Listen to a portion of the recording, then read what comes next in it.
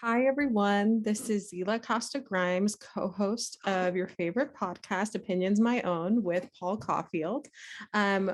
We are here to introduce, if you hear a little somebody, this is my new son, Tomasito. He is 2 weeks old today at this point. Paul has had the pleasure of meeting him, but he is officially 2 weeks old. And so you are hearing him in his first, little sounds of life.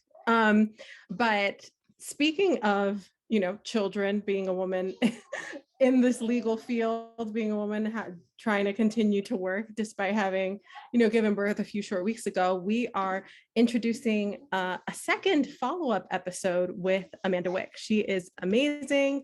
We had an amazing conversation with her. She's, as you know, the chief of legal affairs Chainalysis, and she actually had a great conversation with us about her transition from government to the private sector, her experience as a woman, her experiences with diversity, and just kind of in this not only legal field, but also in technology. We had a great conversation at the tail end of our conversation about blockchain and cryptocurrency that we thought stood alone and really touched on a lot of great topics that we think are important to share. I don't know, Paul, if you had anything else you thought was worth highlighting before we let our listeners into the conversation. No, you said it. When we listened after the recording, and when we got to that section, it just popped and it jumped off the page as something that we wanted to carve out for you, the listener. So I'm Paul Caulfield. This is Opinions My Own. We very much appreciate your continued support. As you know, this is run with great support from Fordham Law School's program on corporate ethics and compliance. We thank them. We thank Ava Lichter, our production assistant. You can follow us on Twitter at opine_mine. We are on iTunes. We're on Spotify. There is a AV recording of this on YouTube. So we very much hope that you appreciate as much as we've appreciated Amanda and her time and her very, very stark opinions on how she went from government into the private sector. And here's that 16-minute bit.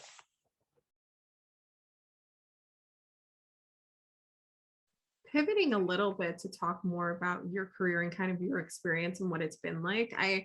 My experience in kind of this AML compliance space has been that there are actually a lot more women in compliance than you might think. But in terms of startups and technology, that has not necessarily been the case. My experience has been that there's very few women in that space and kind of that expertise and willing to kind of talk on these subjects, or let alone be a subject matter expertise like you. Is that what your experience has been?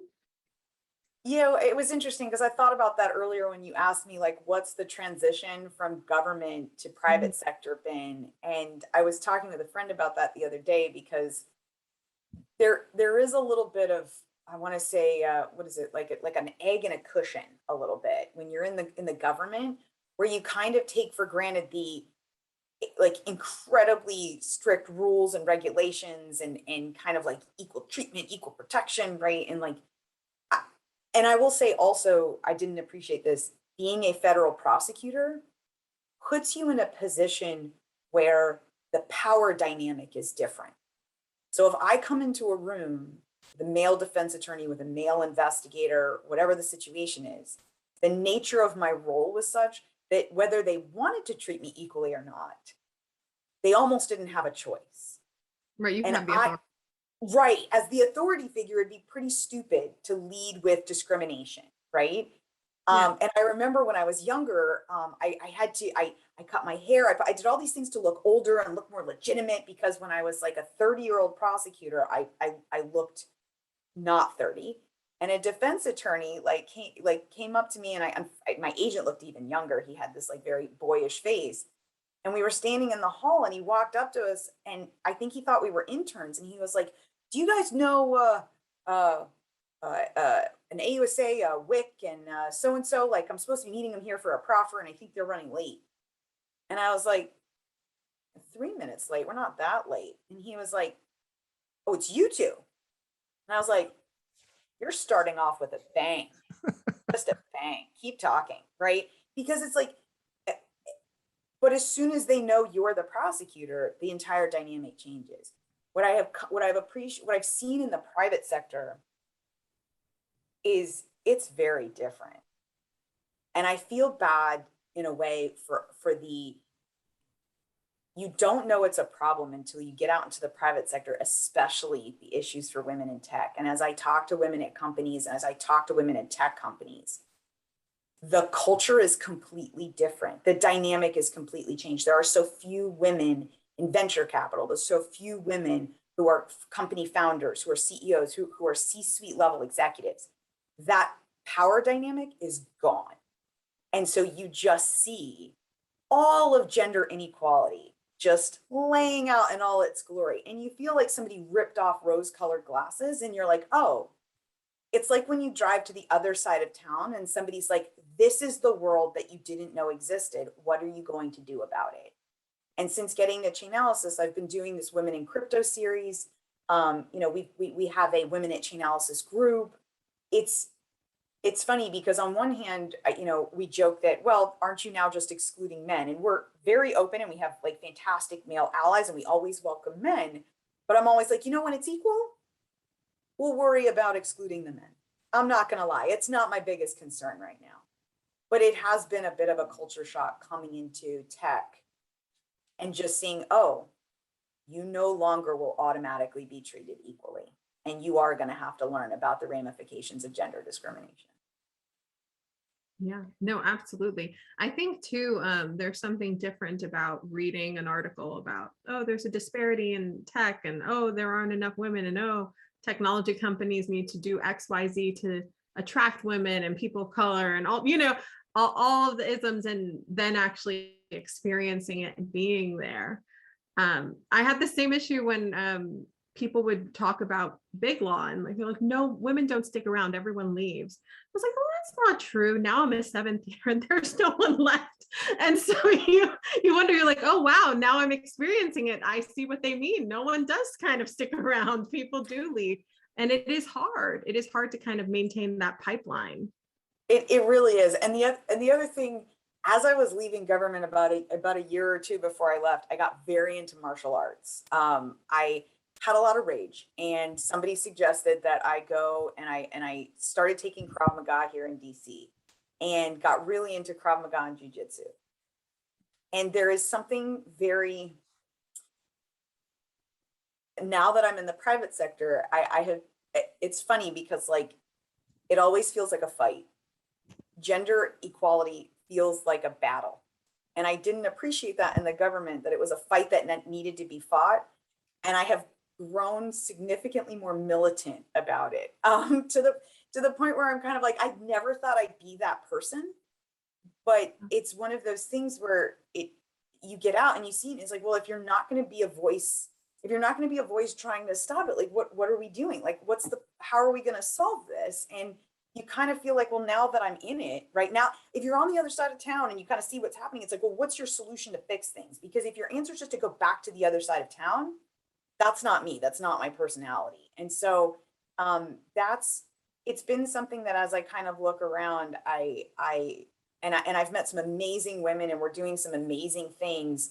And there's really good like activities happening in this space. But I have to say, like, my hope is as you read articles about, crypto and its opportunity to kind of like, increase access to funds, anything that helps kind of women take more, I don't want to say power, but like a more active role, a stronger role, like a more leadership role in finance and in everything.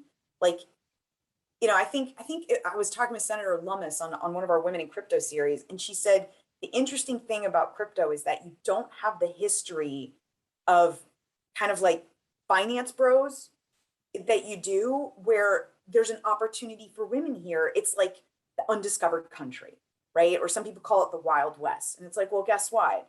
If a woman was a gunslinger, she'd do okay, right? Like, so we kind of have to have that discussion. Is there a room here for kind of women where it didn't exist, to take a bigger role, to lead and kind of do their own things. And I see women starting their own companies and doing their own thing because the answer to discrimination is, well, then I'll just go my own way.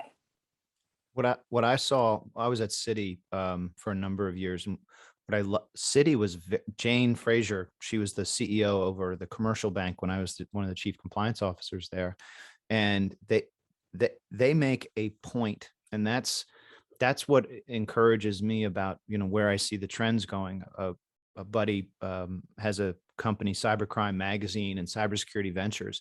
He publishes for the very point of women know cyber, and it's an ongoing list, and he highlights them, and he makes sure that they get a spotlight. And, you know, I have a daughter who's in information security, and, you know, she's as she and the younger professionals look to break into, whether it's cyber or IT or kind of the blend that you're in, what advice would you give? I think the biggest thing that I would say is to find male allies who will sponsor you. And I know people hate when people say the solution to women getting ahead is men, but I will say, like, I have had some incredible sponsors. That is different than a mentor. They have also been mentors, but they have been people who males who went out of their way to not just talk with me about career advice, not just, you know, suggest what I should do, but to put me forward for things, or to say, this is who we should put on the job. This is who you should consider.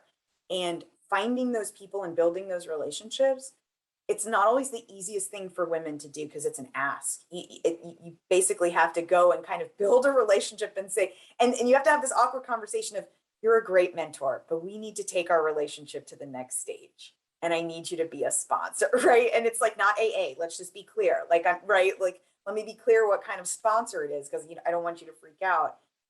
But having that difficult conversation is really hard for a lot of women. And the other thing, so one I would say is finding male sponsors who will help you. And female sponsors are important. I don't mean to denigrate or devalue the importance of female sponsors, but like Zila said, if there's not that many at the top, it's really hard to find one who frankly has like the emotional bandwidth left, right? They've clawed their way up, and then you're asking them to reach down and pull you up with them. And it's kind of like, don't get me wrong, I get it. And when they do it, I'm like, that's so awesome. But people only have so much bandwidth. You know who has some energy left is the men that kind of sauntered up, right? And didn't have as much of a challenge. And so I'm kind of like, hey, while you're up there, right? Like, and you have some bandwidth left, reach down and pull. And I will tell you, there are some incredible male sponsors out there, both in private sector and government. There are men that are leading entire organizations about allyship and sponsorship who are diving into this issue, and God bless them, because I think that's one of the biggest things that we're going to need. And the second thing is super controversial, but when I got into fighting, I saw the value of learning assertiveness and aggressiveness for women. It's the single biggest thing that you can teach for self-defense, not because they necessarily have to learn to fight to defend themselves, but before you even get to that, the techniques of assertiveness and aggressiveness of just how you carry yourself, how you make eye contact, all of these things can reduce the likelihood of being attacked just simply from body language. And I get yelled at by so many women who are like, it's not us, like gender discrimination has nothing to do with you. And I'm like, and I agree with you that we have a systemic problem. But we also can acquire the skills that help us, right? And I was on a panel where one of the women said, well, people put in a job description gendered terms like assertiveness and aggression. And I was like, let me be clear. Assertiveness and aggressiveness are not gendered qualities. You saying that they're male qualities is actually insulting to women, because we can absolutely be assertive and aggressive. It's a skill that we need to have so that we can turn it on when we need it, and we can turn it off when we don't. And so many women that I meet don't appreciate that. And I'm not telling everybody to go out and learn to fight. It's not the worst thing, just in case, like self-defense wise. But if you're a woman who can't advocate for herself, if you don't feel comfortable saying, I'm not being paid the same, I'm not being treated the same, all I'm asking for is equality. If you can't do that, if you lack the assertiveness and the aggressiveness to just know your value and advocate for it, how are we going to win if we can't advocate for ourselves, let alone for everyone, right? And so those are probably like the two biggest things that kind of like I try like it's a battle. And I just didn't appreciate how badly it needed to be fought until I left the government. And now it's probably one of the things I'm most passionate about. Well, I will tell you, I think if you even mix those two pieces of advice, I've gone to male mentors and said, I know I need to have this difficult conversation. I don't know how to have it. How would you have it? And you talk to them, they will coach you. They're like, oh, I would just have this conversation and this is how I would ask and this is what I do. And it seems so obvious. It's not the way we've raised women to advocate for themselves. It's not the way we've raised them to communicate. It's not what's been reinforced through, my years of education, but it doesn't mean you're not capable of doing it. You're very much capable of pivoting and growing and adjusting. And you raised such a really good point, because the other day, one of my coworkers, she made a really good point. She was like, I don't think the answer is to tell all women that we need to fix ourselves or improve. Like, there's systemic bias. And I was like, you are not wrong at all. But you also have to recognize that women have been conditioned, especially in this country since birth, to not take up as much space, to not be as vocal. If you ignore all of the condition, how much more we apologize than men, right? That we say sorry for everything. I'm not saying don't apologize when you need to. I'm saying be cognizant of when you've been conditioned to apologize when you don't have to. And if you look at that, and if you kind of look at it's basically like a level of self-awareness. If you look at yourself and you say, no, I have just the right amount of assertiveness and aggression, I've done everything right, and it's all systemic bias, great. I'm certainly not perfect. I'm certainly never going to be the person to say there's no room for improvement. And I have a lot of friends who, after assertiveness and aggressiveness training, have said, there's some situations I wish I could redo. Not because it was the other person's fault, but because what you bring to the table without that, it's like bringing a knife to a gunfight. You're gonna lose. You didn't have the skills necessary. You didn't have the tools necessary. Like, at least come in with the tools and the skills necessary. And then you'll know if it's apples to apples. Well, then it was systemic. And then it was just bias. But if you come in at a disadvantage because of how society's conditioned you, you didn't have a chance at the start. No, I hear you. This is amazing advice. I hope everyone is kind of taking this in, not only for the industry, but also for women who kind of want to break into this sector. There's lots of pearls of wisdom you just dropped here. But I keep trying to say the next Women in Crypto event will be like some kind of fight club. And my company's like, no, absolutely not. So I'm going to have to do a hard pass on that. I'll come, post baby number 2. I'm down. My general counsel was like, we should talk. No, hard not.